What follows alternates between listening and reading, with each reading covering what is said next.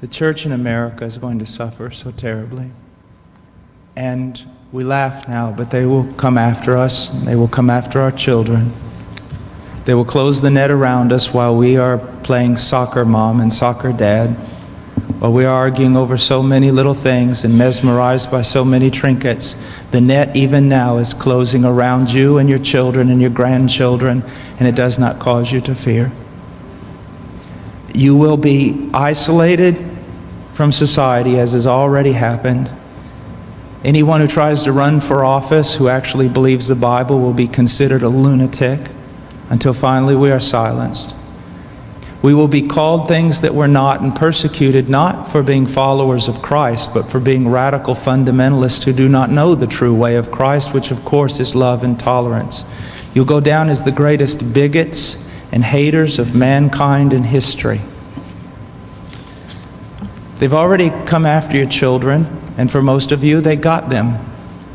They got them through the public schools and indoctrination, and the university and indoctrination, and then you wonder why your children come out not serving the Lord. It's because you fed them right into the devil's mouth. So little by little, the net is closing around, and then it's not little by little. Look how fast things are going downhill just in a matter of weeks. Matter of weeks. But at the same time, know this. Persecution is always meant for evil, but God always means it for good. And is it not better to suffer in this life, to have an extra weight of glory in heaven? You must settle this in your mind. This is the one thing I want to say over and over.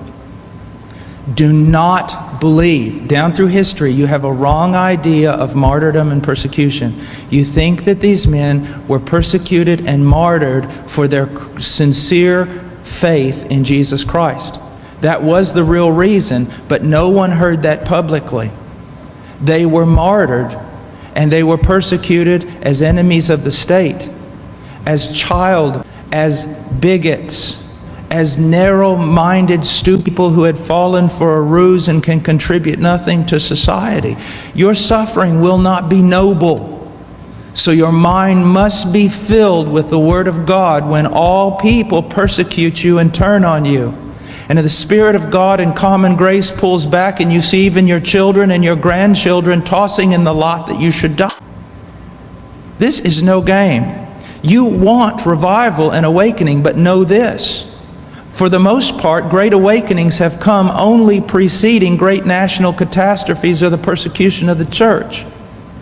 I believe God is bringing a great awakening, but I believe that He is raising up young men who are strong in trust in the providence of God to be able to wade through the hell that's going to break loose on us. And it will be on us before we even recognize it.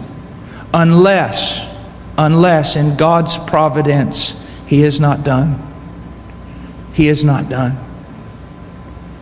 Now note, this is not silly talk. Apart from a great awakening, these things are going to come upon you.